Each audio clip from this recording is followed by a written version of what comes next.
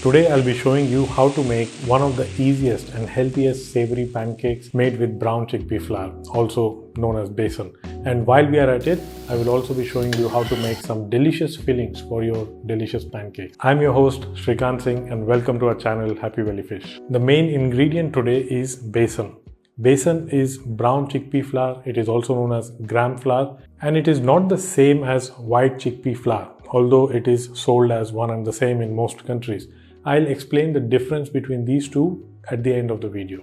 For some of my viewers who live outside India, you will find besan in an Indian store easily. Or if you're going to shop online, look for the word besan and not chickpea flour. And the batter that I'm going to make today is going to be very simple. It is not going to have a ton of ingredients.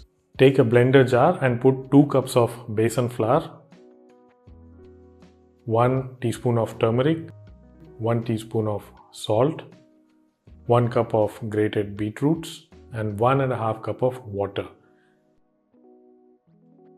Grating the beetroot will make the blending easier and quicker.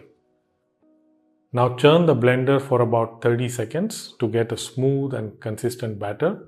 There must be no lumps in the batter. This has the same consistency that a regular pancake batter has, but please don't drink it like a smoothie. You will not be able to digest it and it will also taste like punishment. Some people who may have had kidney stones or gout may want to avoid beetroot or may not want to eat it every day. So if you're not adding any beetroot, then the ratio will be 2 cups of water for 2 cups of besan flour. Now that the batter is ready, we'll make our pancakes on this thick, heavy cast iron skillet. If you're not used to cast iron utensils, then don't make it harder for yourself. Cast iron utensils need some patience and practice to get used to. It is a perfect example of being married to your childhood love and suddenly realizing you don't know each other so well after all. So if you have a non-stick pan, use that as long as it does not show severe signs of cat scratches. You will also need a ladle like this or a large spoon, something like this, to spread the batter on the pan. I'll show you how. Heat the seasoned cast iron pan on maximum heat for about a minute and then lower the heat to a medium. Use a kitchen cloth to remove any debris. Sprinkle some water to bring down the temperature, and when you do that, you will notice that the water does not evaporate immediately. It dances on the surface of the pan. And this will show you that the pan is almost at the perfect temperature when you can spread the batter on it. When the pan is too hot, the batter will start sticking to the pan. So if you have been frustrated earlier, now you know the trick. Now take half an onion and insert a fork in it, and this will help in spreading the oil uniformly.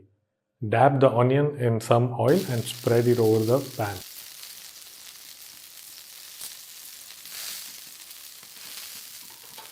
Take about a scoop of the batter and pour it in the center and start moving outwards in a circular motion.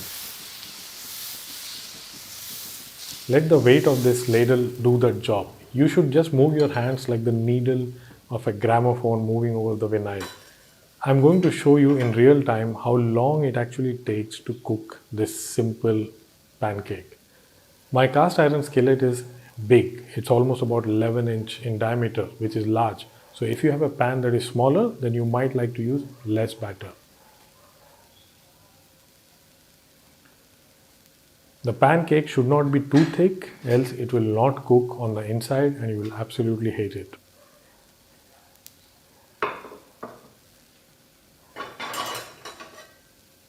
After about a minute, when you see the surface is not looking raw, it's time to flip it over and cook on the other side for about 10 seconds. Don't brown the pancake too much, else it will be too dry and it will taste bitter. It will take some practice, and even for an expert, the first pancake never comes out right. If you want to add some filling, flip it over again and add the filling of your choice.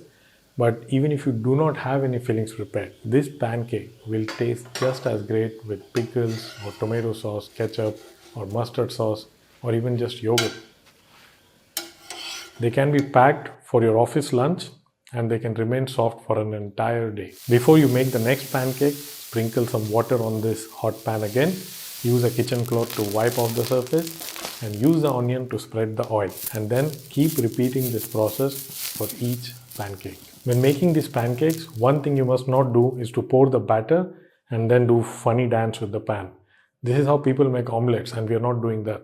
When you do it with besan batter, the batter will not spread well and it will be thick, uncooked, and it will look like half-baked geography lessons. The batter can be made to last for about 2 days in a refrigerator, but mix it before use and keep it in mind that cooking time will increase with the cold batter. Before we move on to make the fillings to take these pancakes to the next level, if you're new to our channel, then please consider subscribing and show us your support by liking this video. For those who know the popular Indian dish, Masala dosa, they'll be familiar with this filling, which is usually made with potatoes. But I'm going to use sweet potatoes instead of the regular potatoes. So many potatoes here. Take about 500 grams of sweet potato, peel and steam or boil it until it is cooked. Other ingredients that you will need to make this masala sweet potato fillings are 1 small or 50 grams of sliced onion, a tablespoon of fresh green chili, a tablespoon of fresh garlic, half a cup of fresh coriander, and a few curry leaves. Some black mustard seeds, turmeric, asafoetida, and some salt to taste. Now, if you do not have a few ingredients, it is okay. It will still taste great and you will be happy with the results. Heat the pan and add about 1.5 tablespoons of oil. I'm adding ghee, which is clarified butter. Add half a tablespoon of black mustard seeds and curry leaf.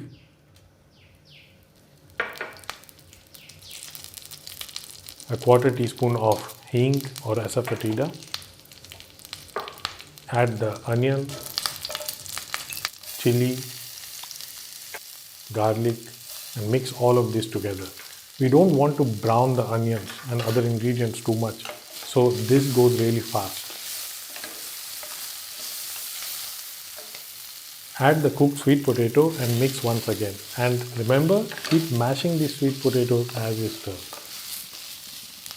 If needed, you can also add about half a cup of water to get a smoother texture in these sweet potatoes. Now add half a tablespoon of salt and half a tablespoon of turmeric and continue to mix and cook for a further 2 minutes. Finally, garnish with fresh coriander and your masala sweet potato is ready. Add these to your chickpea flour pancake, and this one single pancake can fill even the hungriest of the stomach. Now let's make one more easy side dish which you can serve with your pancakes, an easy tomato salsa. To make this salsa, you will need 2 small tomatoes or roughly 1 cup of it, half a cup of fresh coriander or cilantro. If you are someone who dislikes coriander leaves, then you can replace coriander with fresh parsley or fresh basil or even fresh mint leaves. Optionally, and only if you like, add half a cup of chopped onion. This gives a nice pungency to the salsa. Some lemon juice and salt at the end, depending on your taste preference. You can chop these really fine and mix them together, but if you want a juicier and finer tomato salsa, then add this to a food processor or to a chopper. I'm using this non-electric chopper for this purpose. A couple of rotations is enough. Don't end up making it like a smoothie, and your salsa is ready. Place this salsa in a bowl and add some lemon juice, add some salt and give it a final mix. This salsa can go in the pancake at the time of serving, or you can place it as a side dish.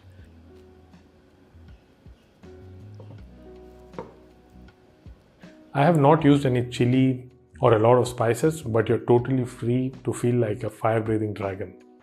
So that was the recipe, but let's talk about the main ingredient, besan. Besan and chickpea flour or garbanzo bean flour are often sold as one and the same thing, but they're actually not the same. Besan is made from these brown chickpeas, and the chickpea flour in several countries is made from white chickpeas or garbanzo beans. Even though they're essentially chickpea flour, they are made with different types of chickpeas. Besan is finer and chickpea flour is coarser. With besan flour, the pancakes will come out much softer and it will not dry out even if you leave it outside for an entire day. So if you're using chickpea flour, this white chickpea flour, you may want to grind it a little bit more in a blender and then add a quarter cup of extra water when you make the batter. Additionally, you can also use a pinch of baking soda. This is a great breakfast and lunch recipe as it is rich in fiber, protein and folate. It keeps you full for longer and it is one of the best foods you can have for benefits like weight loss or improving your blood circulation, and it can also keep your blood sugar levels under control. This flour is gluten-free and it is an excellent source of plant-based protein. I hope you have enjoyed watching this video and that you will give this recipe a try. Remember to subscribe and watch our other videos, and I will see you soon with another easy to make recipe.